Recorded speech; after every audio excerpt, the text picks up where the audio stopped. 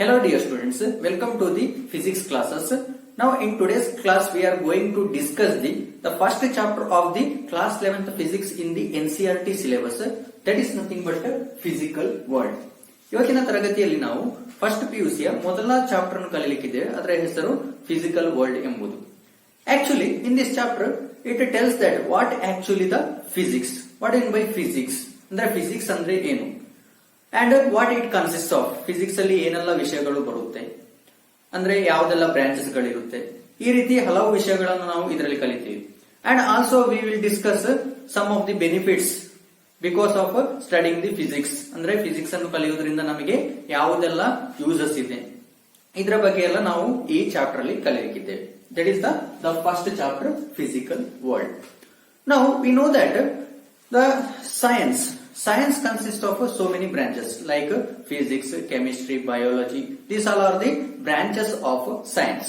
So ನಾವು science ಅನ್ನು ಆಯ್ಕೆ ಮಾಡಿಕೊಂಡ್ರೆ ಸೈನ್ಸ್ ಅನ್ನು ನಾವು ಬೇರೆ ಬೇರೆ ಬ್ರಾಂಚಸ್ ಆಗಿ ಡಿವೈಡ್ ಮಾಡ್ತೀವಿ. ಅದರಲ್ಲಿ ಫಿಸಿಕ್ಸ್ ಕೂಡ ಒಂದು. ಅದೇ ರೀತಿ ನಾವು ಕೆಮಿಸ್ಟ್ರಿ ಇರಬಹುದು, ಬಯಾಲಜಿ ಇರಬಹುದು, ಇದನ್ನು ಕೂಡ ಸೈನ್ಸಿನ ಬ್ರಾಂಚ್ಗಳು ಅಂತ ಹೇಳ್ತೀವಿ. But what you mean by science? So ಈ ಫಿಸಿಕ್ಸ್ ಅನ್ನು ಕಲಿಯುವ ಮುಂಚೆ ಸೈನ್ಸ್ ಅಂದ್ರೆ ಏನು? So that one will discuss now. Science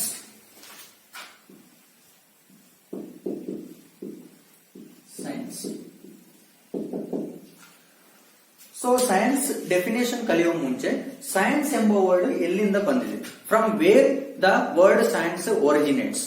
science is a word which is originates from Latin word that is nothing but ಸೈಂಟಿಯಾ. The word science, the word science is originated from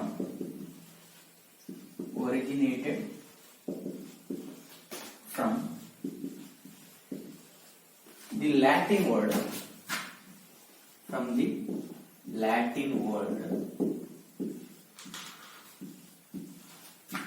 that is scientia. Science ಅನ್ನೋ ಪದವು Latin ವರ್ಡಿನ ಸೈಂಟಿಯಾ ಎಂಬ ಪದದಿಂದ ಬಂದಿದೆ. ಇದರ ಅರ್ಥ ಏನಂದ್ರೆ the meaning of ಸೈಂಟಿಯಾ is knowledge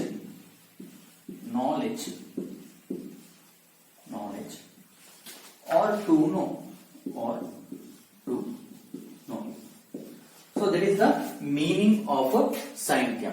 The word science is originated from the Latin word scientia. The meaning of scientia is nothing but knowledge or to know.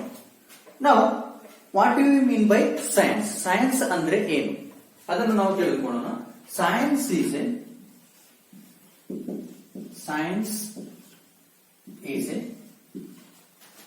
Systematic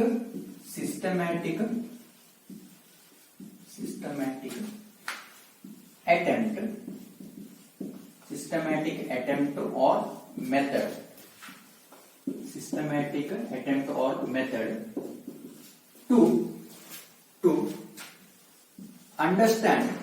to understand the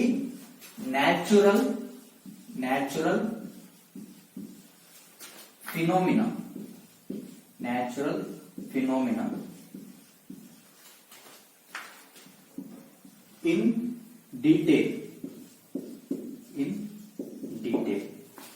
That is called as science. Science is a systematic attempt or method to understand the natural phenomena in detail. ಇದನ್ನು ನಾವು science ಅಂತ ಹೇಳ್ತೀವಿ. ಅಂದ್ರೆ science ಅಲ್ಲಿ ನಾವು natural ಆಗಿ ಕೆಲವೊಂದು ವಿದ್ಯಮಾನವನ್ನು ನಾವು ಈ ಪ್ರಕೃತಿಯಲ್ಲಿ ನೋಡ್ತೀವಿ. ಹೌದಾ? ಈ ಪ್ರಕೃತಿಯಲ್ಲಿ ನಾವು ದಿನ ಬೆಳಗಾದ್ರೆ ಕೆಲವು ಫಿನೋಮಿನಾಸ್ ಅಂದ್ರೆ ವಿದ್ಯಮಾನಗಳು ಅದು ದಿನದಿಂದ ದಿನಕ್ಕೆ ಆಗ್ತಾನೆ ಇರುತ್ತೆ. ಅಂತ ವಿದ್ಯಮಾನಗಳ ಬಗ್ಗೆ ನಾವು ಏನು ಸ್ಟಡಿ ಮಾಡುವುದನ್ನು ನಾವು ಸೈನ್ಸ್ ಅಂತ ಹೇಳ್ತೀವಿ. ಯಾವುದೆಲ್ಲ ವಿದ್ಯಮಾನಗಳು? ಫಾರ್ ಎಕ್ಸಾಂಪಲ್ ಹಗಲು ರಾತ್ರಿ ಇರಬಹುದು, ಗ್ರಹಗಳ ಚಲನೆಗಳಿರಬಹುದು, ಈ ಪ್ರಕೃತಿಯಲ್ಲಿ ಟೆಂಪರೇಚರ್ ಚೇಂಜಸ್, ಈ ರೀತಿ ಹಲವು ಬದಲಾವಣೆಗಳನ್ನು ನೀವು ಇಲ್ಲಿ ನೋಡ್ತೀರಿ. ಇದರ ಬಗ್ಗೆ ನೀವು ಸಿಸ್ಟಮ್ಯಾಟಿಕ್ ಆಗಿ ಸ್ಟಡಿ ಮಾಡುವುದನ್ನೇ ನಾವು ಸೈನ್ಸ್ ಅಂತ ಹೇಳ್ತೀವಿ. It is the systematic attempt or systematic method to understand, ಅಂದ್ರೆ ಅದನ್ನು ತಿಳಿಯುವುದನ್ನು, ಯಾವುದನ್ನು ಈ ಪ್ರಕೃತಿಯಲ್ಲಿ ಆಗುವಂತಹ ಕೆಲವು ವಿದ್ಯಮಾನಗಳನ್ನು ನಾವು ಅಂಡರ್ಸ್ಟ್ಯಾಂಡಿಂಗ್ ಮಾಡಿಕೊಳ್ಳುವುದನ್ನು ನಾವೇನ್ ಹೇಳ್ತೀವಿ, ಸೈನ್ಸ್ ಅಂತ ಹೇಳ್ತೀವಿ. Then what do you mean by systematic attempt or systematic method? ಈ ಸಿಸ್ಟಮ್ಯಾಟಿಕ್ ಮೆಥಡ್ ಅಂದ್ರೆ ಏನು? ಸಿಸ್ಟಮ್ಯಾಟಿಕ್ ಮೆಥಡ್ ಅಲ್ಲಿ ನಾವು ಇದನ್ನು ಸ್ಟಡಿ ಮಾಡ್ತೀವಿ.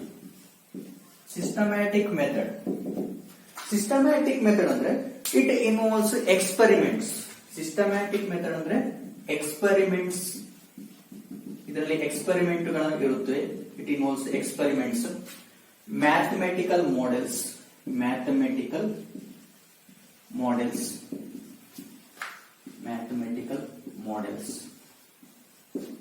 ಅಂದ್ರೆ ಗಣಿತವನ್ನು ಉಪಯೋಗಿಸ್ತೀವಿ.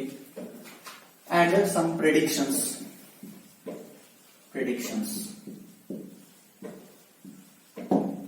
ಕೆಲವು ಪ್ರೆಡಿಕ್ಷನ್ ಗಳ ಮೂಲಕ ನಾವು ಏನ್ ಮಾಡ್ತೀವಿ, ಅಂಡರ್ಸ್ಟ್ಯಾಂಡ್ ಮಾಡಿಕೊಳ್ತೀವಿ. ಅಂದ್ರೆ ಸಿಸ್ಟಮ್ಯಾಟಿಕ್ ಮೆಥಡ್ ಅಂದ್ರೆ ಇದರಲ್ಲಿ ನಾವು ಕೆಲವೊಂದು ಎಕ್ಸ್ಪೆರಿಮೆಂಟ್ ಗಳನ್ನು ನಾವು ಯೂಸ್ ಮಾಡ್ತೀವಿ. ಈ ಎಕ್ಸ್ಪೆರಿಮೆಂಟ್ ಗಳ ಮೂಲಕ ನಾವು ಈ ನ್ಯಾಚುರಲ್ ಆಗಿ ಆಗುವಂತಹ ಕೆಲವು ವಿದ್ಯಮಾನಗಳನ್ನು ನಾವು ಸ್ಟಡಿ ಮಾಡ್ತೀವಿ. ಅದೇ ರೀತಿ ನಾವು ಕೆಲವು ಮ್ಯಾಥಮೆಟಿಕಲ್ ಮಾಡೆಲ್ಸ್ ಮೀನ್ಸ್ ಗಣಿತವನ್ನು ಉಪಯೋಗಿಸಿಕೊಂಡು ಕೂಡ ನಾವು ಏನ್ ಮಾಡ್ತೀವಿ, ಇದನ್ನು ನಾವು ನ್ಯಾಚುರಲ್ ಫಿನಾಮಿನಾ ಅಂದ್ರೆ ನಾವು ಪ್ರಕೃತಿಯಲ್ಲಿ ಆಗುವಂತಹ ವಿದ್ಯಮಾನಗಳನ್ನು ಕಲಿತೀವಿ. ಮತ್ತು ಕೆಲವು ಪ್ರೆಡಿಕ್ಷನ್ ಗಳ ಮೂಲಕ ಕೂಡ ನಾವು ಯಾವುದನ್ನು ಪ್ರಕೃತಿಯಲ್ಲಿ ಆಗುವ ವಿದ್ಯಮಾನಗಳನ್ನು ನಾವು ಕಲಿತೀವಿ. ಅದನ್ನೇ ನಾವು ಸಿಸ್ಟಮ್ಯಾಟಿಕ್ ಮೆಥಡ್ ಅಂತ ಹೇಳ್ತೀವಿ. So, science is a systematic attempt or method to understand the natural phenomena in detail. So, ನಾವು ಡೀಟೇಲ್ ಆಗಿ ಈ ಪ್ರಕೃತಿಯಲ್ಲಿ ಆಗುವಂತಹ ಬದಲಾವಣೆಗಳನ್ನು ಅಥವಾ ಪ್ರಕೃತಿಯಲ್ಲಿ ಆಗುವಂತಹ ವಿದ್ಯಮಾನಗಳನ್ನು ಸ್ಟಡಿ ಮಾಡುವುದನ್ನೇ ನಾವು ಸೈನ್ಸ್ ಅಂತ ಹೇಳ್ತೀವಿ. And under science there are so many branches are coming. In that branch, physics is the one of the branch. Physics ಅನ್ನೋದು ಸೈನ್ಸಿನ ಒಂದು ಬ್ರಾಂಚ್ ಆಗಿದೆ. ಸೊ ಹಾಗಾದ್ರೆ ಫಿಸಿಕ್ಸ್ ಅಂದ್ರೆ ಏನು? So this is important. ನೀವು ಫಿಸಿಕ್ಸ್ ಬಗ್ಗೆ ಕಲಿತಿದ್ದೀರಿ. ಹಾಗಾದ್ರೆ ಫಿಸಿಕ್ಸ್ ಅಂದ್ರೆ ಏನು ಅನ್ನೋದನ್ನು ನಾವು ಇವಾಗ ಕಲಿಯೋಣ. ಅದರ ಮೊದಲು ಇವಾಗ ಫಿಸಿಕ್ಸ್ ಅನ್ನೋ ವರ್ಡ್ ಎಲ್ಲಿಂದ ಬಂದಿದೆ ಅದರ ಬಗ್ಗೆ ನಾವು ಕಲಿಯೋಣ. Physics is a word. Physics is a word originated. Physics is a word originated from Greek word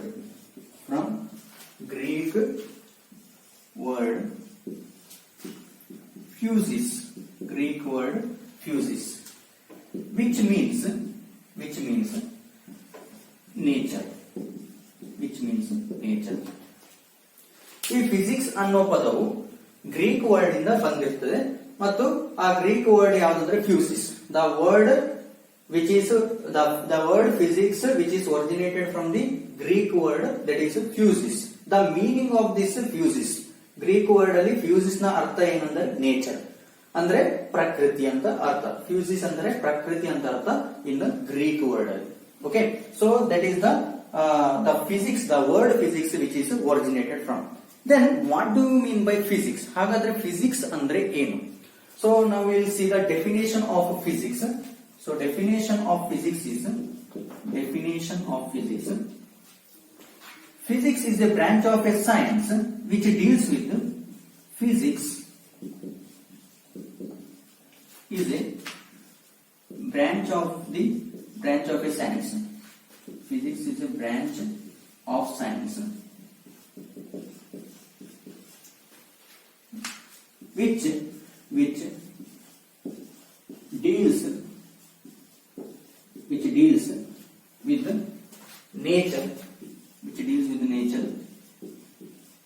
with nature, properties of matter and energy. So physics ಅನ್ನೋ ಫಿಸಿಕ್ಸ್ ಗೆ ಕೆಲವು ಡೆಫಿನೇಷನ್ಸ್ ಗಳಿದೆ, ಬೇರೆ ಬೇರೆ ಡೆಫಿನೇಷನ್ ಗಳಿದೆ. ಅದರಲ್ಲಿ ಇದು ಕೂಡ ಒಂದು ಡೆಫಿನೇಷನ್ ಆಗಿರುತ್ತೆ. Physics is A branch of a science. It is a branch of science. ಇದು ಒಂದು ಸೈನ್ಸ್ ನ ಬ್ರಾಂಚ್ ಆಗಿರುತ್ತೆ. ಮತ್ತು ಇದರಲ್ಲಿ ನಾವು ಏನೆಲ್ಲ ಸ್ಟಡಿ ಮಾಡ್ತೀವಿ ಅಂದ್ರೆ, in this physics we are dealing about the nature. ಇದರಲ್ಲಿ ನಾವು ಮೇನ್ ಆಗಿ ಪ್ರಕೃತಿಯ ಬಗ್ಗೆ ಕಲಿತೇವೆ. ಪ್ರಕೃತಿಯ ಬಗ್ಗೆ ಅಂದ್ರೆ ಅವಾಗಲೇ ನಾನು ಹೇಳಿದೆ, ಪ್ರಕೃತಿಯಲ್ಲಿ ಆಗುವಂತಹ ಕೆಲವು ವಿದ್ಯಮಾನಗಳಿರಬಹುದು. ವಿದ್ಯಮಾನಗಳಂದ್ರೆ ಇವಾಗ ಗ್ರಹಗಳ ಚಲನೆಗಳಾಗಿರಬಹುದು. ಅದೇ ರೀತಿ ನೀವು ಹಗಲು ರಾತ್ರಿಗಳನ್ನು ನೋಡ್ತೀರಿ. ಸೊ ಅದು ಯಾವ ರೀತಿ ಆಗುತ್ತೆ, ಗ್ರಹಗಳ ಚಲನೆಯಿಂದ ಆಗುತ್ತೆ ಅನ್ನೋದು ನಿಮ್ಗೆ ಗೊತ್ತಿದೆ, ರೈಟ್. ಸೊ ಇದರ ಬಗ್ಗೆ ನೀವು ಕಲಿತಿರಬಹುದು. ಅದೇ ರೀತಿ ವಾತಾವರಣದಲ್ಲಿ ಆಗುವಂತಹ ಕೆಲವು ಟೆಂಪರೇಚರ್ ಅಲ್ಲಿ ಆಗುವಂತಹ ಬದಲಾವಣೆಗಳಿರ್ಬೋದು, ಅದಕ್ಕೆ ರೀಸನ್ ಏನು, ಇದರ ಬಗ್ಗೆ ನೀವು ಕಲಿಯಬಹುದು. ಅದೇ ರೀತಿ ಸೊ ಬೇರೆ ಬೇರೆ ವಿದ್ಯಮಾನಗಳನ್ನು ನೀವು ನೋಡ್ತೀರಿ, ರೈಟ್. ಆ ಎಲ್ಲ ವಿದ್ಯಮಾನಗಳನ್ನು ಕಲಿಯುವಂತಹ ಸೊ ಸೈನ್ಸ್ ನ ಒಂದು ಬ್ರಾಂಚ್ ಆಗಿದೆ ಫಿಸಿಕ್ಸ್. ಅದೇ ರೀತಿ ನೀವು properties of matter. So matter, properties of matter ಅಂದ್ರೆ ನಿಮ್ಗೆ ಗೊತ್ತಿದೆ. ಸೊ ಮ್ಯಾಟರ್ ಅಲ್ಲಿ ಲಿಕ್ವಿಡ್, ಸಾಲಿಡ್, ಗ್ಯಾಸ್, ಈ ರೀತಿ ಘನ, ದ್ರವ, ಅನಿಲ, ಈ ರೀತಿ 3 ವಿಭಾಗಗಳಿದೆ. ಸೊ ಇದರ ಬಗ್ಗೆ ನೀವು ಕಲಿತೀರಿ, ಅದರ ಪ್ರಾಪರ್ಟೀಸ್ ಬಗ್ಗೆ ನೀವು ಕಲಿತೀರಿ. And also you will deal about energy. Energy ಅಂದ್ರೆ ಶಕ್ತಿಯ ಬಗ್ಗೆ ಕೂಡ ಇಲ್ಲಿ ನೀವು ಸ್ಟಡಿ ಮಾಡ್ತೀವಿ. ಅದನ್ನೇ ನಾವು ಏನ್ ಹೇಳ್ತೀವಿ ಅಂದ್ರೆ ಫಿಸಿಕ್ಸ್ ಅಂತ ಹೇಳ್ತೀವಿ. So physics is a branch of a science and which deals with the nature, properties of matter and energy. In simple words, simple ಆಗಿ ಹೇಳೋದಾದ್ರೆ physics is a branch of a science which deals with the nature and natural phenomena. ಈ ರೀತಿ ಕೂಡ ನೀವು definition ಅನ್ನು ಬರೀಬಹುದು. So physics ಅನ್ನೋದು science ನ ಒಂದು ಬ್ರಾಂಚ್ ಆಗಿದ್ದು, ಇದರಲ್ಲಿ ನೀವು ನೇಚರ್ ಬಗ್ಗೆ ಕಲಿತೀರಿ ಮತ್ತು ಈ ಪ್ರಕೃತಿಯಲ್ಲಿ ಆಗುವಂತಹ ವಿದ್ಯಮಾನಗಳು ಅಂದರೆ ನ್ಯಾಚುರಲ್ ಫಿನೋಮಿನಾ ಅಂತ ಹೇಳ್ತೀವಿ.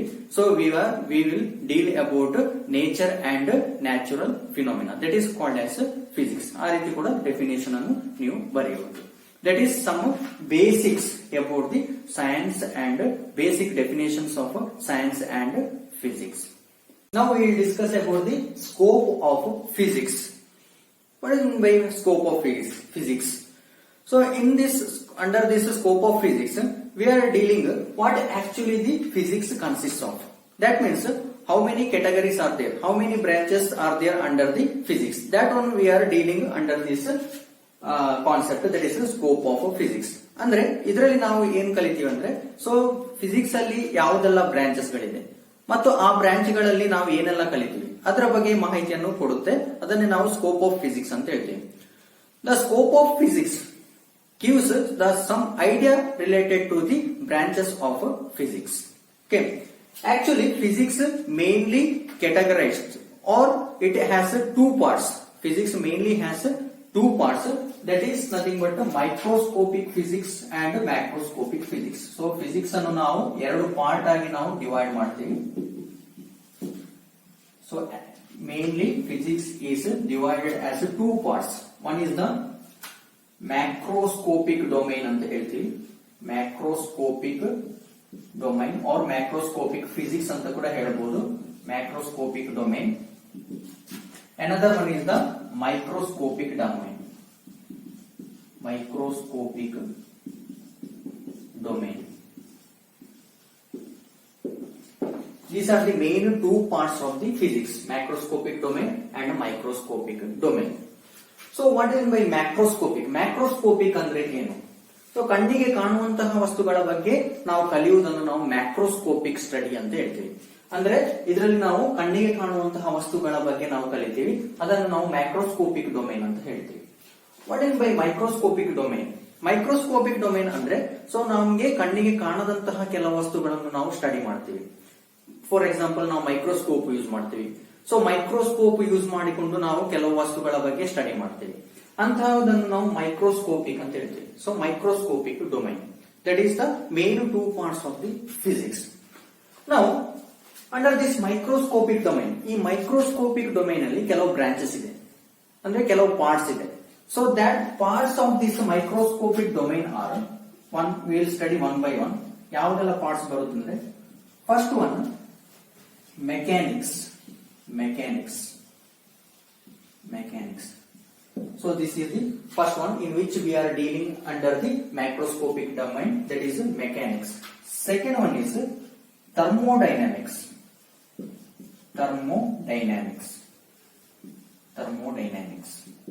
This is the second part in which we are dealing under the macroscopic domain. Third one is the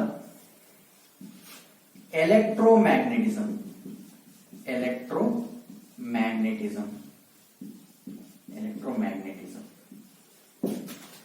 And fourth one is the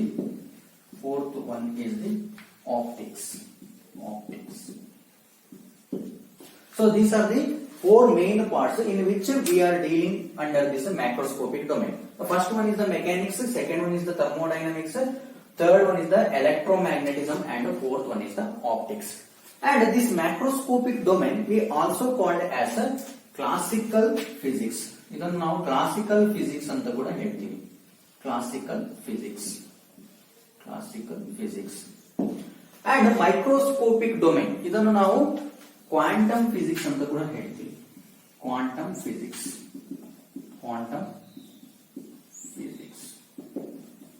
or it is also called as modern physics.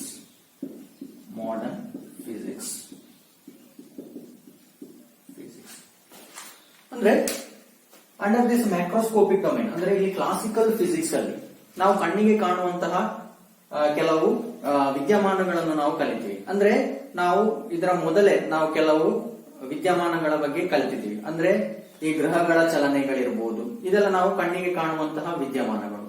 So ಅದನ್ನು ನಾವು classical physics ಅಲ್ಲಿ ಕಲಿತೀವಿ. ಚಲನೆಗಳು main ಆಗಿ ಚಲನೆಗಳ ಬಗ್ಗೆ ನಾವು ಇಲ್ಲಿ ಕ್ಲಾಸಿಕಲ್ ಫಿಸಿಕ್ಸ್ ಅಲ್ಲಿ ನಾವು ಕಲಿತೀವಿ. So quantum physics or modern physics. So modern physics ಅಲ್ಲಿ ನಾವು ಕೆಲವು ಸೂಕ್ಷ್ಮ ವಸ್ತುಗಳು ಅಂದ್ರೆ particles, some of the particles, for example ಎಲೆಕ್ಟ್ರಾನ್ಗಳಿರ್ಬೋದು, ಸೊ ಪ್ರೋಟಾನ್ಸ್, ನ್ಯೂಟ್ರಾನ್ಸ್, ಇದೆಲ್ಲ ನಾವು ಆಟಮ್ಸ್ ಅಲ್ಲಿ ಬರುತ್ತೆ. ಆಟಮ್ಸ್ ಇರ್ಬೋದು, ಮಾಲಿಕ್ಯೂಲ್ಸ್ ಇರ್ಬೋದು, ಇದ್ರ ಬಗ್ಗೆ ಎಲ್ಲ ನಾವು ಇಲ್ಲಿ ಮೈಕ್ರೋಸ್ಕೋಪಿಕ್ ಡೊಮೇನ್ ಅಲ್ಲಿ ನಾವು ಕಲಿತೀವಿ. So here, under this macroscopic domain, there are four main parts, right? Under these four main parts, we will study one by one. First ನಾವು ಇದರಲ್ಲಿ ಒಂದೊಂದಾಗಿ ಕಲಿಯುವ. ಅಂದ್ರೆ ಇವಾಗ ಮೆಕ್ಯಾನಿಕ್ಸ್ ತಗೊಂಡ್ರೆ ಮೆಕ್ಯಾನಿಕ್ಸ್ ಅಲ್ಲಿ ನಾವು ಏನೆಲ್ಲ ಸ್ಟಡಿ ಮಾಡ್ತೀವಿ ಅದರ ಬಗ್ಗೆ ನಾವು ಸ್ಟಡಿ ಮಾಡೋಣ. So under this mechanics you will study about the motion of an object. So ಇಲ್ಲಿ ನೀವು ಚಲನೆಯ ಬಗ್ಗೆ ಕಲಿತೀರಿ. ಸೊ ನೀವು ಚಲನೆಯ ನಿಯಮಗಳ ಬಗ್ಗೆ ಕಲಿತಿದ್ದೀರಿ, ನ್ಯೂಟನ್ನ ಚಲನೆಯ ನಿಯಮಗಳು. ಸೊ ಇದರ ಬಗ್ಗೆ ಎಲ್ಲ ನೀವು ಇಲ್ಲಿ ಕಲಿತೀರಿ. ನೆಕ್ಸ್ಟ್ ಫ್ರಿಕ್ಷನ್ ಬಗ್ಗೆ ಇಲ್ಲಿ ಕಲಿತೀರಿ. ಘರ್ಷಣೆ ಬಗ್ಗೆ ನೀವು ಈ ಮೆಕ್ಯಾನಿಕ್ಸ್ ಅಲ್ಲಿ ಕಲಿತೀರಿ. ಇದೇ ರೀತಿ ಸೊ ಬೇರೆ ಬೇರೆ ವಿಷಯಗಳ ಬಗ್ಗೆ ನೀವು ಮೆಕ್ಯಾನಿಕ್ಸ್ ಅಲ್ಲಿ ಕಲಿತೀರಿ. ಸೊ ಮೋಷನ್ಗಳಂದ್ರೆ ಸೊ ಎಲ್ಲಾ ಚಲನೆಗಳಾಯ್ತು, ಗ್ರಹಗಳ ಚಲನೆ ಇರ್ಬೋದು, ಅದೇ ರೀತಿ ಒಂದು ವಸ್ತುವಿನ ಚಲನೆ ಇರ್ಬೋದು, ಅದೇ ರೀತಿ ಘರ್ಷಣೆ ಇರ್ಬೋದು. ಸೊ ಇದರ ಬಗ್ಗೆ ಎಲ್ಲ ನೀವು ಇಲ್ಲಿ ಕಲಿತೀರಿ under this mechanics. Under this thermodynamics ನಲ್ಲಿ ನೀವು ಟೆಂಪರೇಚರ್ ಬಗ್ಗೆ ಕಲಿತೀರಿ. ಟೆಂಪರೇಚರ್ ಅಂದ್ರೆ ಏನು, ವಾಟ್ ಮೀನ್ ಬೈ ಟೆಂಪರೇಚರ್, ಅದರ ಬಗ್ಗೆ ಕಲಿತೀರಿ. Next will discuss about heat ಅಂದ್ರೆ ಏನು, ಇದರ ಬಗ್ಗೆ ಕಲಿತೀರಿ. Similarly you will discuss about refrigerator ನೋಡಿರ್ತೀರಿ. ರೆಫ್ರಿಜರೇಟರ್ ಯಾವ ರೀತಿ ವರ್ಕ್ ಆಗುತ್ತೆ ಇದ್ರ ಬಗ್ಗೆ ಎಲ್ಲ ಸ್ಟಡಿ ಮಾಡ್ತೀರಿ. So temperature, heat, refrigerator, so ಇದೇ ರೀತಿ ಬೇರೆ ಬೇರೆ ಸೊ ವಿಷಯಗಳ ಬಗ್ಗೆ ನೀವು ಥರ್ಮೋಡೈನಮಿಕ್ಸ್ ಅಲ್ಲಿ ನೀವು ಸ್ಟಡಿ ಮಾಡ್ಲಿಕ್ಕಿದ್ದೀರಿ. ಸೊ ಈ ಮೆಕ್ಯಾನಿಕ್ಸ್ ಮತ್ತು ಈ ಥರ್ಮೋಡೈನಮಿಕ್ಸ್ ಅನ್ನು ನೀವು ಫಸ್ಟ್ PUC ಅಲ್ಲಿ ಮೇನ್ ಆಗಿ ಸೊ ನೀವು ಸ್ಟಡಿ ಮಾಡ್ತೀರಿ. So next one is the electromagnetism. So electromagnetism ಅಲ್ಲಿ ನೀವು ಚಾರ್ಜಸ್ ಬಗ್ಗೆ ಸ್ಟಡಿ ಮಾಡ್ತೀರಿ. ಚಾರ್ಜಸ್ ಅಂದ್ರೆ ಏನು, ಎಷ್ಟು ಟೈಪ್ ಇದು ಚಾರ್ಜಸ್ ಇದೆ, ಸೊ ಇದರ ಬಗ್ಗೆ ಸ್ಟಡಿ ಮಾಡ್ತೀರಿ. ನೆಕ್ಸ್ಟ್ ಎಲೆಕ್ಟ್ರಿಕ್ ಫೀಲ್ಡ್ ಗಳಿರ್ಬೋದು, what in by field, what in by electric field, so ಇದರ ಬಗ್ಗೆ ಎಲ್ಲ ನೀವು ಸ್ಟಡಿ ಮಾಡ್ತೀರಿ. ಅದೇ ರೀತಿ ನೀವು ಕರೆಂಟ್ ಇರ್ಬೋದು, ಎಲೆಕ್ಟ್ರಿಸಿಟಿ, ಇದರ ಬಗ್ಗೆ ನೀವು ಇಲ್ಲಿ ಸ್ಟಡಿ ಮಾಡ್ತೀರಿ. That is under you are studying under the electromagnetism. And fourth one is the optics. So optics ಅಂದ್ರೆ ಆಪ್ಟಿಕ್ಸ್ ಅಲ್ಲಿ ನೀವು ಮೇನ್ ಆಗಿ ಲೈಟ್ ಬಗ್ಗೆ ಸ್ಟಡಿ ಮಾಡ್ತೀರಿ. Light, so what in by light, what is the properties of light, ಲೈಟಿನ properties ಏನು, light ಅಂದ್ರೆ ಏನು, ಸೊ ಇದರ ಬಗ್ಗೆ ಸ್ಟಡಿ ಮಾಡ್ತೀರಿ. ಅದೇ ರೀತಿ ನೀವು ಸೊ ಇಲ್ಲಿ ಮಿರರ್ಸ್ ಗಳ ಬಗ್ಗೆ ಸ್ಟಡಿ ಮಾಡ್ತೀರಿ. ಅದೇ ರೀತಿ ಲೆನ್ಸ್ ಅಂದ್ರೆ ಏನು, ಇದರ ಬಗ್ಗೆ ಸ್ಟಡಿ ಮಾಡ್ತೀರಿ. ಸೊ ಇದನ್ನು ನೀವು ಆಪ್ಟಿಕ್ಸ್ ಅಲ್ಲಿ ಸ್ಟಡಿ ಮಾಡ್ತೀರಿ. So these are the main 4 parts of this macroscopic domain or classical physics. That one is nothing but first one is the mechanics. Under this mechanics we will study about the motion of an object, for example motion of the planets, like that things you are studying here, or friction, that all you are studying under this mechanics. And next part is thermodynamics. Under this part we will study about the temperature, heat, refrigerator. These all things you will study under this thermodynamics. And also you will study about heat engine, steam engine, like that. Some engines you will study under this thermodynamics. And Next one is the electromagnetism. Under electromagnetism, you will study about the charges. Charges ಬಗ್ಗೆ study ಮಾಡ್ತೀರಿ. Electric field ಅಂದ್ರೆ ಏನು study ಮಾಡ್ತೀರಿ. Charge ಇದು properties ಬಗ್ಗೆ study ಮಾಡ್ತೀರಿ. Current, electricity ಬಗ್ಗೆ study ಮಾಡ್ತೀರಿ. And last one is the optics. Under optics, you will study about light. Light ಅಂದ್ರೆ ಏನು, ಪ್ರಾಪರ್ಟೀಸ್, ಲೈಟ್ ಇದು ಪ್ರಾಪರ್ಟೀಸ್ ಬಗ್ಗೆ ಸ್ಟಡಿ ಮಾಡ್ತೀರಿ. ಕೆಲವು ಫಿನೋಮಿನಸ್ ಅನ್ನು ಸ್ಟಡಿ ಮಾಡ್ತೀರಿ. ಅದೇ ರೀತಿ ಮಿರರ್ಸ್ ಬಗ್ಗೆ ಸ್ಟಡಿ ಮಾಡ್ತೀರಿ. ಟೈಪ್ಸ್ ಆಫ್ ಮಿರರ್ಸ್ ಇರಬಹುದು, ಲೆನ್ಸ್ ಬಗ್ಗೆ ಸ್ಟಡಿ ಮಾಡ್ತೀರಿ. ಅದೇ ರೀತಿ ಟೈಪ್ಸ್ ಆಫ್ ಲೆನ್ಸ್ ಇರಬಹುದು. ಇದರ ಬಗ್ಗೆ ಎಲ್ಲ ನೀವು ಇಲ್ಲಿ ಸ್ಟಡಿ ಮಾಡ್ತೀರಿ. And another part is nothing but microscopic domain or quantum physics. ಇದನ್ನು ನಾನು ಅವಾಗಲೇ ಹೇಳಿದ್ದೀನಿ. ಇದರಲ್ಲಿ ನಾವು ಯಾವ್ದ್ರ ಬಗ್ಗೆ ಸ್ಟಡಿ ಮಾಡ್ತೀವಿ, you will study about the electron. Electron ಕಣ್ಣಿಗೆ ಕಾಣದ ವಸ್ತುಗಳ ಬಗ್ಗೆ ನಾವು ಮೈಕ್ರೋಸ್ಕೋಪ್ ಅನ್ನು ಯೂಸ್ ಮಾಡಿ ನಾವು ಏನ್ ಮಾಡ್ತೀವಿ, ಇದರಲ್ಲಿ ಸ್ಟಡಿ ಮಾಡ್ತೀವಿ. ಎಲೆಕ್ಟ್ರಾನ್ ಬಗ್ಗೆ ಸ್ಟಡಿ ಮಾಡ್ತೀವಿ. ಪ್ರೋಟಾನ್ ಬಗ್ಗೆ, ನ್ಯೂಟ್ರಾನ್ ಬಗ್ಗೆ, ಪ್ರೋಟಾನ್, ನ್ಯೂಟ್ರಾನ್, ಈ ರೀತಿ ಫಂಡಮೆಂಟಲ್ ಪಾರ್ಟಿಕಲ್ಸ್, ಇದನ್ನೆಲ್ಲ ನಾವು ಫಂಡಮೆಂಟಲ್ ಪಾರ್ಟಿಕಲ್ಸ್ ಅಂತ ಹೇಳ್ತೀವಿ. ಈ ಎಲ್ಲಾ ಫಂಡಮೆಂಟಲ್ ಪಾರ್ಟಿಕಲ್ಸ್ ಬಗ್ಗೆ ನಾವು ಕ್ವಾಂಟಮ್ ಫಿಸಿಕ್ಸ್ ಅಲ್ಲಿ ಸ್ಟಡಿ ಮಾಡ್ತೀವಿ. Fundamental particles, these all are called as fundamental particles. So that is about the some parts of the physics.